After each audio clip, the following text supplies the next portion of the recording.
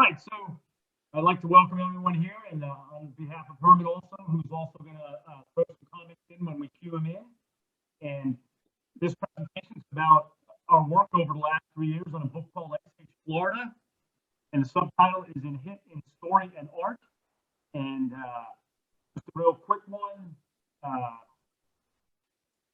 Jamie did say I'm an amateur paleontologist, so my doctorate is in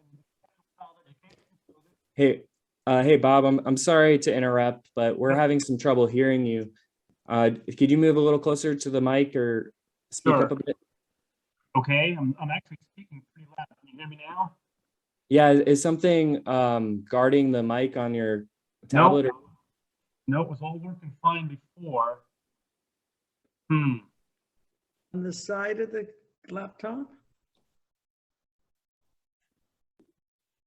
I don't know if the volume button. Does that help? Yeah, I'm hearing you better now. It's better now? Yeah. Okay.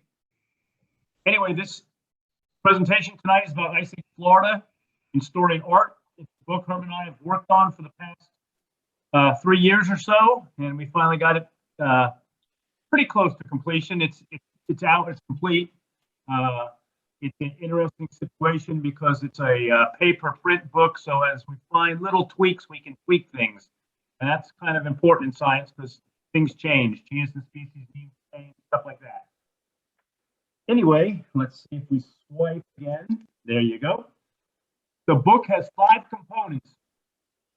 Every chapter opens with a chapter mural done by Herman.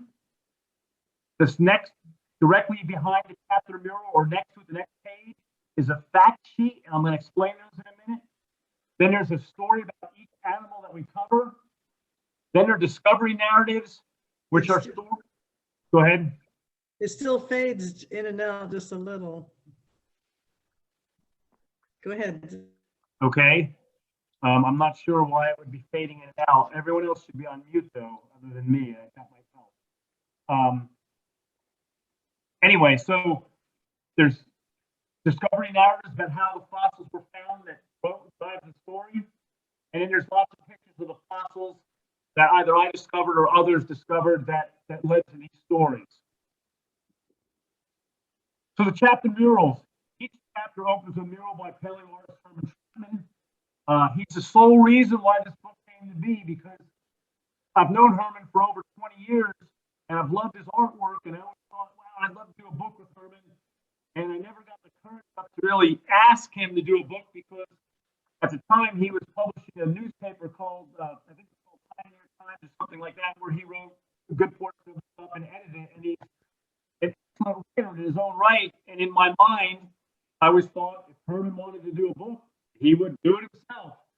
Anyway, roll forward to about 3 years ago, and Herman asked me to do a presentation, and I want to say with him, he was also doing a presentation. We would both present at the Narvaez site, which many in the St. Pete area are familiar with, where Panfilo D. Narvaez, or whatever his name was, landed in the 1500s.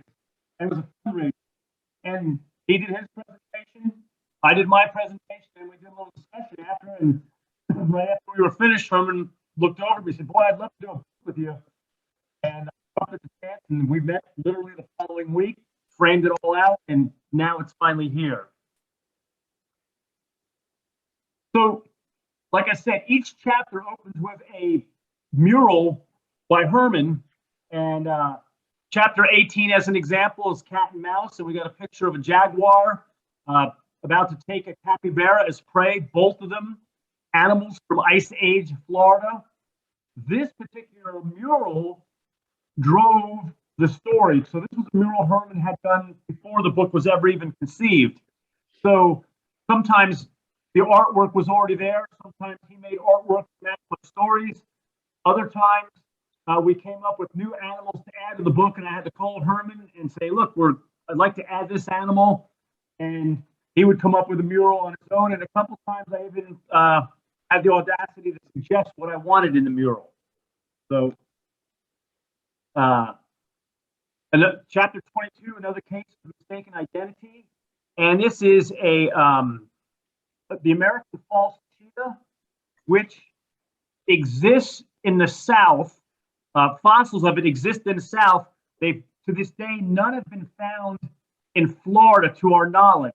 However, a handful of them have been found in the South, and there's no reason other than how rare they are and the fact that cat material is, you almost have to be an expert to tell one cat from the other. So somewhere along the line, someone may have found some cat material that's actually part of the American false cheetah.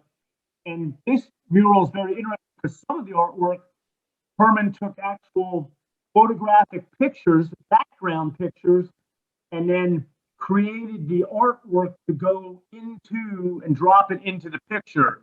Hermann, do you want to explain that a little better to them? Are you there, Hermann? Okay. Well, if not, we'll move on. There we go. Okay, can you hear me? Yes. What was that? I'm sorry, Bob. What was the question? The question, all I asked is explain on the art. On some of them, you took photographic backgrounds and you put the art in and how that's done. Yeah. Florida's environments are very complicated. And I was in the business of studying the environments in Florida for about 28 years. And so rather than try to do them as pure artwork, I thought it'd be a lot better to photograph exact environments that I wanted to describe these animals in. And so that's what Elizabeth and I did, my wife Elizabeth, and I would go out and photograph specific environments that I believed these animals would naturally live in. That take care of it, Bob? Yes, it does. Let's move on. So, one of the stories I wrote, we had just come through over the past few years that we'd been working on the book. We had just come through hurricane season. I was like, well, there must have been hurricanes in Florida and some bad ones, even in the Ice Age times. And what would it have looked like? And I wrote a story about what would have happened to a bunch of paleo llamas and camels and other critters during a hurricane in prehistoric times. And then after Hermann read that story, he came out with this mural, and you see some animals struggling in the hurricane.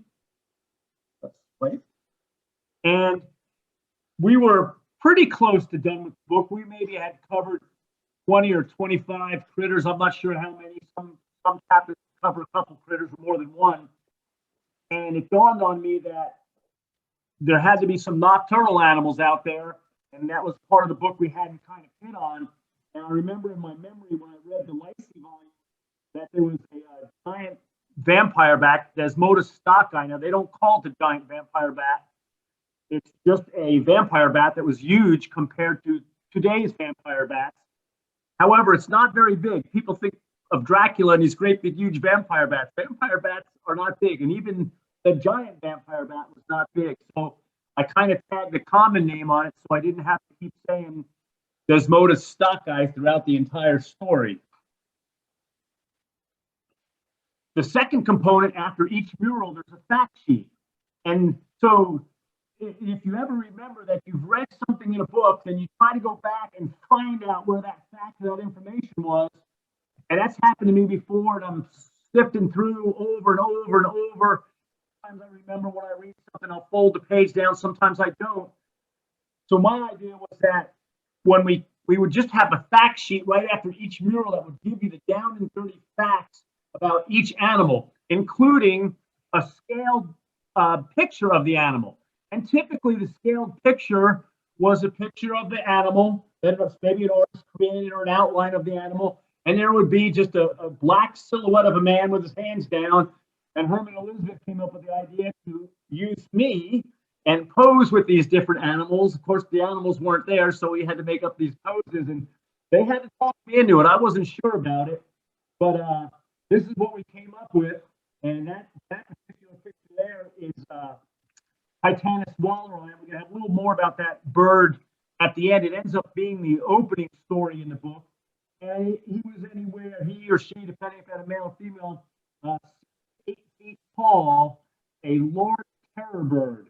And it was eating small horses kind of at the end of the Pliocene, and it actually survived into the Pleistocene, which is the beginning of the Ice Age. And so each fact sheet contains the common name of the animal, the scientific name, all the way to the kingdom. So genus, species, order, like that, all the way on up. The size of the animal, habitat and feeding information, time range, whether they were early Pleistocene, late Pleistocene, or some of them survived even on till today. Related, I'm yes? going to interrupt you just for a second. If you speak it over towards your right, you're clear. If you go over towards the left, it becomes garbled. So Okay, maybe so stay over that's- here. Yeah, thanks. Okay. So, and we included the related species and then modern analogs. Modern analogs are really important because it's how we know, at least we think we know, our best guess at knowing how these animals behaved, how they made a living, what they ate, where they lived. So if we look at today's vampire bats, we can get a really good idea of what the giant vampire bat or the prehistoric vampire bats that were found in Lycie, what they looked like, how big they were. So you can see the giant vampire bat is still not a very big bat. It's not like the Dracula movies. So each fact sheet contains all those information in one spot. So someone has our book, they can, and they want to know something about a certain animal because they're either writing or researching something, they can go right to the fact sheet. So we had fun making these fact sheets, and you can see the giant bison is Bison latifrons, and he had a different set of horns, say, than today's bison, which is Bison bison. And the story in there is titled Grandpa Was Hard-Headed because bison males butt heads to get control of harems of females. So their head, the bones in their head are extremely dense. And so, and Bison latifrons, then there was Bison antiquus, and then there was Bison bison. So Bison latifrons is kind of a grandpa in a sense to today's Bison bison. And off on the right of your screen, you're going to see an Eremotherium. It's a giant ground sloth, and he was a herbivore, and I'm trying to offer him a little peace offering with a little branch of some food there to eat. And let's see. And I'm showing off my athletic ability in these size comparisons. It's me racing against a cheetah. I'm not doing too bad. And on the right-hand side, I'm taking down an American mastodon with an atlatl. So. The animal stories. Each animal's story is presented somewhat from their Umwelt. Umwelt is a German word that stands roughly for surrounding world. So the stories attempt to present each animal from their perspective of their surrounding world. So what was it like to live in the Ice Age? What were these animals going through? This particular one, you can see the American false cheetah, and he's chasing down a white-tailed deer, which is still alive today, Odiocoileus virginiensis. And when I say it's presented from their perspective, you can tell this deer has no time to think about perspective. He's just trying to think about how to escape from this cheetah. And Loneliness, the Final Stage of Extinction, is a story I'd actually written almost 20 years ago, and I revived it for this book. And if you think about large animals that are social animals, such as mammoths, mastodons, prides of lions, cats, or whatever you've got, anyone that's had a pet knows that these animals have emotions and they experience emotions. And without getting too much into the anthropomorphism of it, at some point in time, there had to be one last mammoth left on Earth. And in my story, it happens to be a young bull. He lives for several years after, goes through some trials and tribulations and breaks a tusk, so on and so forth. But the point is, he's this last bull, and when he reaches maturity and goes through some physiological changes, he's out looking for his herd or any mate. And any of these big social animals, you had to figure the last stage before extinction was probably a stage of loneliness. And the first Paleo people that come to Florida. And that's the very end of the Ice Age. That's how the book concludes, with a story about some of the early Paleo people. And it's strictly fictional, and we take our best guess at things they may have gone through. This is a picture that Hermann, a mural he had done before the book. So this one was already out there, and it's included in the book. But you can imagine the perspective of the first Paleo people to come to the Southeast. Now, I saw there was somebody online from Virginia, somebody on there from Alabama. So you know that some of you have alligators and stuff, but those first Paleo people probably came in and saw these big alligators, thought, oh, this would be good to eat. This would be some easy prey. And obviously not a very good decision when they first came in to try to take on these alligators. So there's a discovery narrative that accompanies each story. Most of the discovery narratives are about how I found the fossils that lead to the stories in the book. However, anyone who has experience in fossil collecting knows you don't get to choose what you find. That's the same thing in archaeology. You're on a site, you're digging, you're diving, however you're going about processing the site, you don't know what's going to come out. You never know what you're going to find. And so there's obviously some things that are very rare that I will never find. Some things, like I said, the American false cheetah, as far as we know, no one's found it in Florida, but it had to have been here. So some of the narratives, the discovery narratives, are about how others discovered those fossils, and they've donated them. Those discovery narratives are all about items that were donated up at the University of Florida, which is the governing body for vertebrate paleontology for the state of Florida. So they hold the collections up there in Gainesville. We talked about Titanis walleri, that great big giant terror bird. That was found by Ben Waller, the father of both underwater archaeology and paleontology in Florida. Ben had the rare honor of having both a fossil and an artifact named after him. Titanis walleri, which we talked about, and those of you that are familiar with Florida archaeology may be also familiar with the Waller knife, which they believe was a certain type of expedient tool that either late Paleo times or whatever, and maybe really early archaic times. Mike and Sina Searle, Mike is the president of the Tampa Bay Fossil Club right now, and he has been for a while.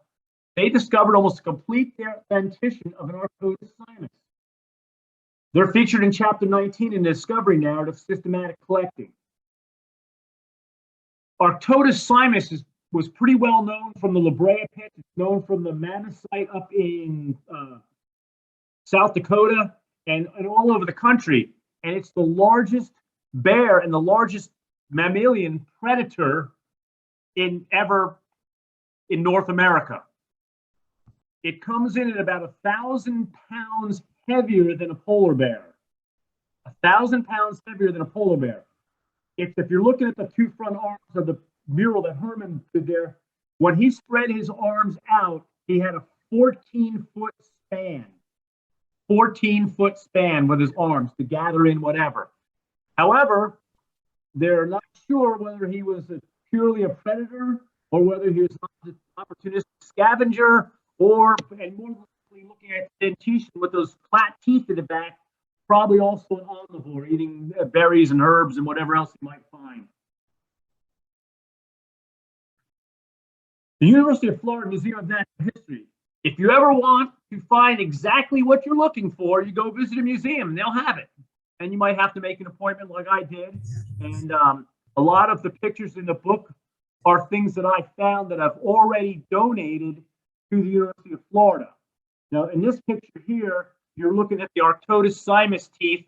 These are some of the ones that Mike and Sina found on the Rainbow River. And they're just massively huge canine teeth. And you got some carnassials and then some big molars in the back.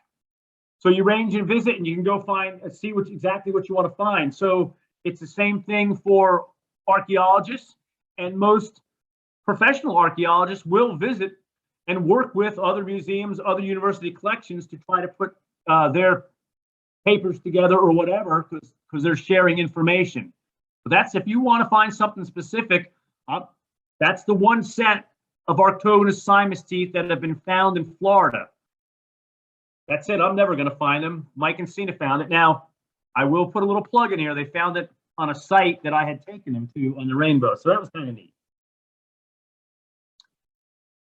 Every chapter has photographic plates with pictures of the fossils that either I found or others found that led to the story. Embedded within the chapters are very clear color photo plates. Many are from my collections, many are from items I donated, and several are rare specimens that are housed at the University of Florida collection. I can't remember what the next slide is, but if we're looking at this slide, in the upper left-hand corner is going to have the common name, the element, which means what part of the body, that's just 2 lower mastodon tusks. On the right-hand corner, you got the genus and species, Mammoth americanum, time frame, early Pleistocene, because that's what the Lacey shell pit was. It was Hillsborough County, which in the old spelling was spelled Hillsborough like I have it on there. We're going to have to clean that up in future copies. That's kind of biggie.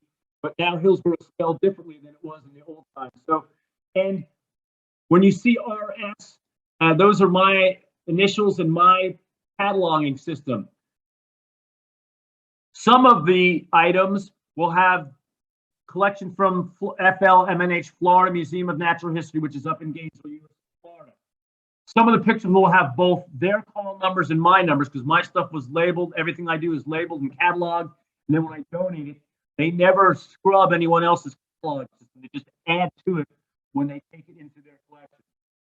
So these are some beautiful pictures. On the left is a giant beaver claw from the Lacey shell pit, with Hillsborough spelled correctly, by the way, in that one. And Casteroides dilophodus. And for those that dug Lacey, and there might be a few people in the audience today, they're thinking, well, it should be Casteroides lyceorum. But about 1.5 years ago, they found one tooth that someone had described back in the 1940s and named it Casteroides dilophodus. And that name had priority, even though tons of that material was found in Lacey and only one tooth was previously found. That's the name that had to go back to. Also, I put in the bottom right-hand corner is also the size scale, both in inches and centimeters for each item, so you have an idea how big these things are. On the right is a beautiful Glyptotherium floridanum. It's a glyptodon jaw. They're very, very rare. This one came from the Millennium Park dig that the Tampa Bay Fossil Club ran and convinced Florida to come down to, and they came down and it became a very, very relevant site. And it was interesting because I had just donated a very, very beat up Glyptodon jaw maybe a year before this one was found in Millennium. And I'm not even sure they'll ever look at mine again because mine was really beat up, and this one is, they're very fragile, and this one is really, really neat. A couple more from the University of Florida. We're looking at a giant ground sloth, which is an Eremotherium. This is an early Pleistocene one from Hale up in Alaska, and it's 23 inches. That's almost a 2-foot jaw. And on the right, I'm going to interrupt again. You're starting to get garbled again, so try to stay to your right. Thank you. All right, I keep moving it over. On the right-hand side is a saber-toothed cat lower jaw, and it's a Smilodon fatalis, which was the bigger of the saber cats. There was also a much smaller saber cat in the early Ice Age of Florida called Smilodon gracilis. And this particular one on the screen is from the Itchituckney River. And a couple from my collection. On the left are some Mastodon teeth from Steenhatchee River, about, I don't know, maybe 20 feet from my property up there. So it's a good little hole that I found. And it's a pair. There's an interesting story on those. The pair of Mastodon teeth are on the left, they're upper molars. And I had lost my wedding ring when I was diving, and I realized it while I was underwater, and I started frantically searching for my wedding ring, and I found the first of these Mastodon molars, and then the wedding ring was forgot about. I found another molar, ran out of air, and I never did find the wedding ring. Oh well. On the right is a juvenile taper jaw, and there's a story about that in the collection about how that one was found. And you can see the split right down the middle. And there's only 3 molars. In perissodactyls, they're only going to have 3 baby teeth, deciduous teeth. and those 3 teeth get replaced by 6 adult teeth, and that's for all, whether it's horses, rhinos, tapirs, whatever. And the stuff out of rainbow is just beautiful. You get these beautiful white teeth. So a couple specimens I donated to University of Florida. On the left is a giant bison horn core. And when I found that, you can see the 2 labels on the left. One would be my label, you can't read them right now, and one will be the University of Florida label. And when I found that horn core, I'll be honest, I had no idea what it was. And a guy named Andreas Kerner from Germany, he was from Germany, he lives in America now, an international dealer. He was with me, and he immediately recognized what it was, and he immediately recognized the scientific relevance. All 3 bisons lived in Florida. We talked about Bison latifrons, which is what this horn core is from. There's Bison antiquus, and then there's Bison, which is today's bison. The teeth are virtually identical, and there's overlap in size between all 3 species. So the only way to know which species you're looking at is if you have the horn cores. That horn core is a split longitudinally, so you can see the waffling called pneumaticized bone, which makes it stronger but lighter. And a piece of bison horn core, latifron's horn core, was also found at the Millennium Park dig, which made the Millennium Park dig extremely scientifically relevant, because it was horn core that was found exactly in situ where they were studying. Off to the right is a dire wolf jaw, and it's again got both labels. You got my label off to the left and P 55, maybe it's 3554, so the 3,554th specimen, my initials, November of 2000, and then you see the University of Florida there, accession numbers when they took it into their. Carnivores are extremely rare. For every herbivore fossil that's found, I took it back, for every carnivore fossil that's found, 1,000 herbivore fossils are found. 1 carnivore, 1 dire wolf. You want a dire wolf jaw? You need 1,000 other herbivore specimens, horse teeth, camel teeth, glyptodonts, bison, whatever. And it's the same ratio today in the Serengeti Plains in Africa. You want a lion? You need 1,000 zebra. You want that lion to have a mate? 1,000 bucks. You want to have a pride of this? So you get the idea. Because the carnivore stuff is so rare, it really needs to go to a public collection. So this beautiful jaw went up to the University of Florida, and it's housed up there. And let's see what slide brings up. So a chapter, so after we get done with all the animals, and we end with the Paleo people that came into Florida, there's a chapter titled, What We Can Apply to Today's World. And it was co-written between Hermann and I, and it discusses global warming, where we're headed, and what we might be able to do about it. After that, there's an epilogue, which is a final thought.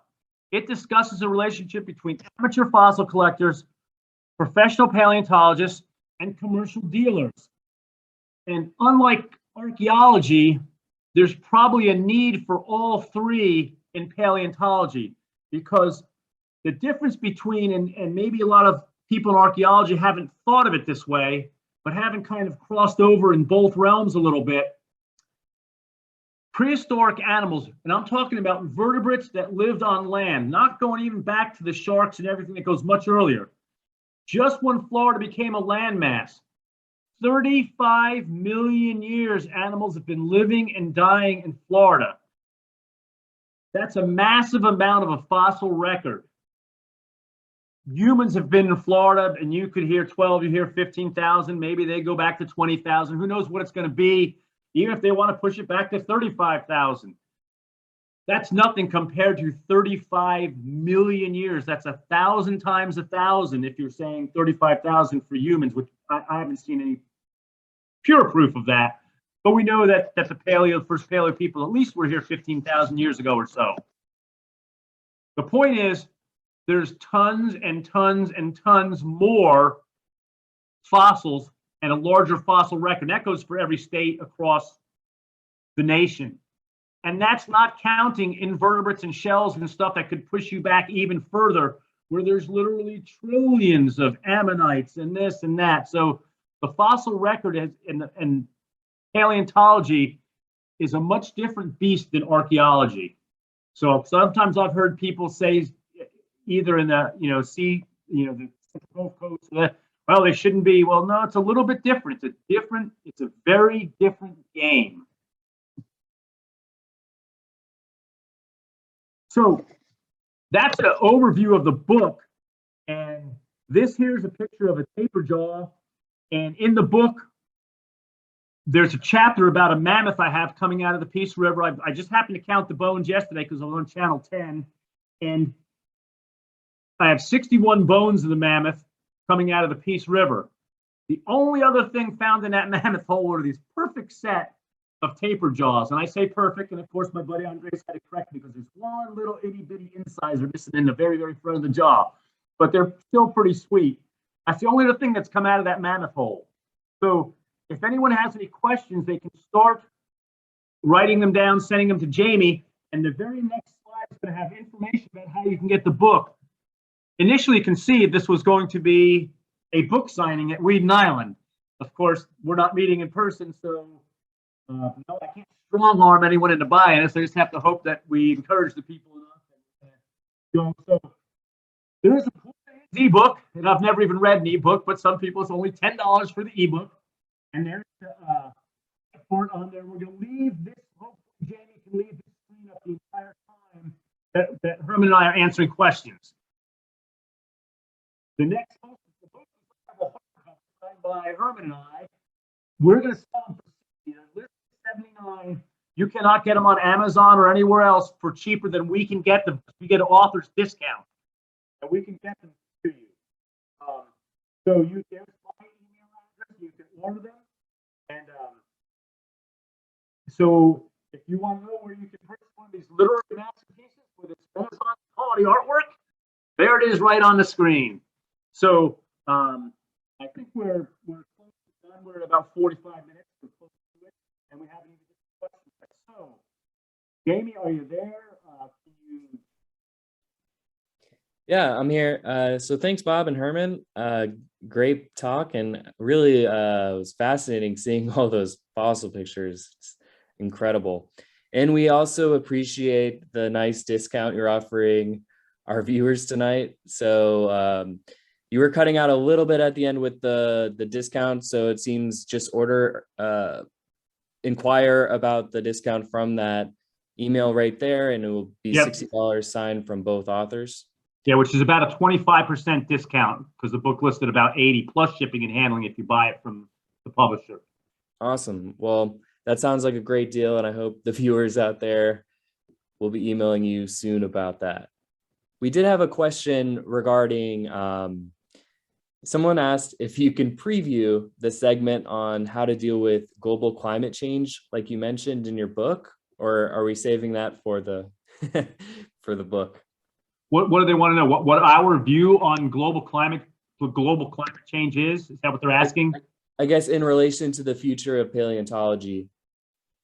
Well, what happens is paleontology lets us know that paleoclimatology lets us know that the climate is changing much faster now than it ever has at any other time in the 4.5 billion year history of our planet.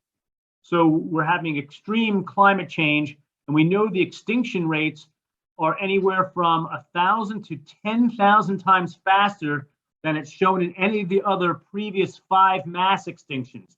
Now, the sixth extinction was the sixth extinction was coined a while back, and so we are probably in the midst of that 6th extinction. And Herman and I, in a couple sentences buried in the middle of talking about climate change, we touch on a subject that I just read, another book that was all over climate change and how bad it's going to be and what's going to do, and they still skirted the main subject, and that's population control. Nobody wants to talk about it. We cannot continue to overpopulate the world at the rate we're going, because who are we to tell these people in these third world countries that they can't live have a quality of life equivalent to ours and this and that and burn and have electricity. And so until people take population control seriously, which is a very tough, loaded subject, really tough to make any dents in climate control. And the clock is ticking faster and faster. At least that's the way we see it. Herman? Bob, I'd like to add something to that. The truth of it is as we've been studying all these fossils, what we're realizing, and by the way, archaeological sites add right into it, what we're beginning to realize is that we're looking at an extremely complicated climatic conditions all the way across the world.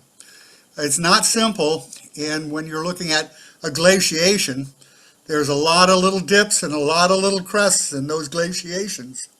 And it really influences the animal life that we're seeing. So when I look at animals, when I look at the fossils that Bob has or the fossils that I've collected, what I'm not wanting to consider is something that's a curiosity. When I look at those animals, I look at environments, the environments they lived in and how they adapted to it. I've seen a number of horse teeth where it's very, very apparent that the horse isn't grazing anymore, it's browsing, and it really reshapes the teeth. So this fossil material is important for us to get a real perspective about future climate change and how that's going to affect the whole world and ourselves. Thank you.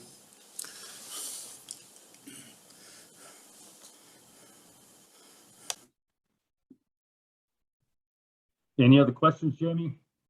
Yes, we have a question. So we have a question from Luke Audio, who says, it's a question towards Herman. I love your work, been a big fan for many years. For those who have never heard it, would you please share the story about the fossil you found as a kid that set you on your path? Yeah. When I was 9 years old in South St. Petersburg, it was a Christmas vacation, and a bunch of kids got out riding their bicycles, and we went down to what now would be 34th Street and about 22nd Avenue. And they were just completing the road all the way out to the Skyway Bridge. The Skyway Bridge hadn't opened yet. And they were digging a lot of drainage ditches along the way. And of course, you know, when kids see a heap of dirt, they're drawn to it. They're really excited by it. And so we got into that pile of dirt and started throwing dirt clods at each other. And I picked up a dirt clod and was going to slam it at somebody, and I realized it was much heavier than it should have been. And so I dusted it off, and I realized I'd seen it or something like it on my dinner plate.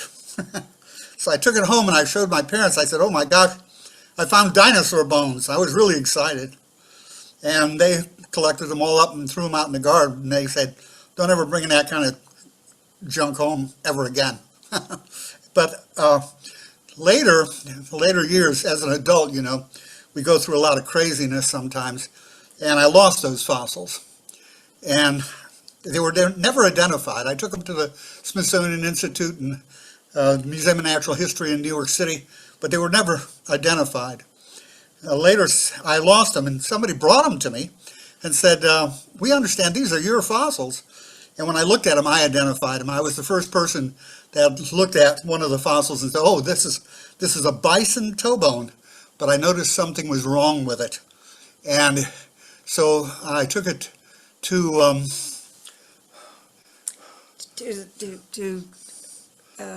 yeah. yeah, We yeah. took it somewhere. We took it up to Tallahassee Tallahassee. and had it identified, and they said yes, for sure, it was a tool. Somebody way back had taken a bison, or excuse me, a mammoth toe bone, and ground it down as some kind of a grinding tool. And I think that's kind of a neat thing, but it started me on a journey that I have never given up. It's just absolutely, Florida is one of the most fabulous places on the planet Earth to find prehistory. Anyway, that's it. That's the story. That's a very cool story, and we're glad that happened. So, because I know a lot of us are very appreciative of your artwork, and I see it every time, you know, I go to Weed and a lot of places. So, thank you for that.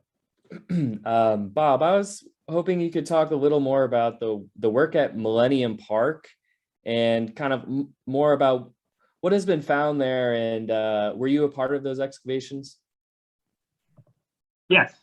So a young girl in high school, I don't know her name off the top, but her name is in the book, finds a mammoth tooth while she's out photographing nature pictures for a high school photography class or something along that line. And she has no idea what it is. It eventually gets identified as a mammoth tooth, and it gets turned in, and the park rangers contact, in their mind, mostly at the time was the place to go to, and mostly tried to run, I don't know, trips in there for $50 or $100 a head or something like that, whatever they were doing. And they basically were not equipped to handle anything of that nature. And finally, somebody put them in touch with the Tampa Bay Fossil Club, and Mike Searle was the president even back then at that time. And Mike contacted Richard Holbert at the University of Florida, and we did a preliminary dig just with our board of directors where we went through the creek and we took everything that we could find, and the creek kind of has a Y shape, it splits. And we got everything out of the creek, because once word gets out, then you're going to have everyone and their brother in there looking for mammoth teeth or whatever they think they're going to find. So we quadranted everything off. Everything was done scientifically. Then enough stuff was found, and when the bison horn core was latifrons was found, Holbert and the University of Florida became very interested, and they did a professional dig there. Now let me go back a step. So after the board of directors did their dig, we opened it up to the community where we quadrant everything off for the entire creek. Everything was bagged, and they were put into they have like a 3-car, I don't want to call it a garage. It's huge. It's like a huge 3-car garage. And they set tables in there. And myself and Mike went through and we identified everything that we could identify. And then one weekend we got Holbert to come down, and he looked at the stuff and he determined that this was worth having an actual formal dig at. So we showed him the spot that we thought would be the best shot, like where most of the stuff was coming out of the creek. They then proceeded to do a formal dig, which took about 2 years to get permissions, because you had Pinellas County Parks, and Parks Department was a Pinellas County Park, not a city park. The state, University of Florida, the creeks flow into whatever. So then you also had swift mud involved. It was unbelievable. And then by the time they got permission to do a dig, and if you're doing a dig and it was like at the edge of the creek, they had to catalog, they picked an area, and I would say, let's say it's 100 feet by 100 feet or something like that. They cataloged every plant in that area and anything that was not an exotic. So every native plant was cataloged and then had to be replanted once the dig was done, so that you were restoring this natural creek land or whatever back to what it was.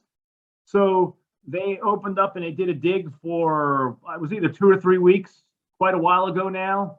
And they did the formal dig, and quite a bit of stuff was found, and the site became extremely relevant because it showed that during at least one point during the Ice Age or the Pleistocene, that area of Pinellas County, when I say that area, all of Pinellas County, all of Tampa Bay, going into, was a huge savanna, a kind of a dry land savanna type thing, because bison latifrons has these horns that go out about 4 or 5 feet on each side of its head. So it has like a 7-foot rack of horns. That animal isn't running through the woods. He needs open savanna type lands, grasslands, A, feed and B to run around with those types of horns. And the stuff that wasn't found there, almost no alligator material, no turtle material, but giant land tortoise, because they're on the land, tortoises are on land.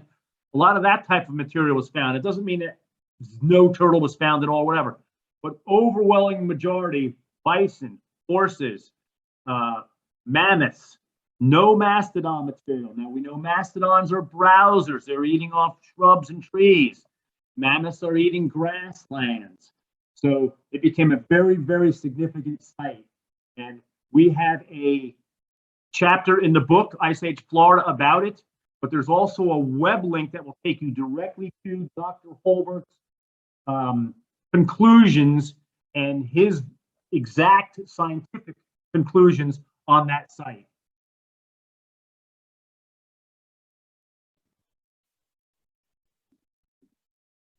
All right. Well, thank you so much for that explanation. That's awesome.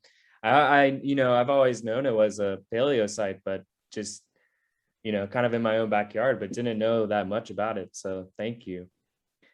Well, it looks like we don't have any more questions coming in. So I wanted to thank you both for joining us and for the discount code, which I hope our viewers are going to take advantage of. We really appreciate you being here. Thank you.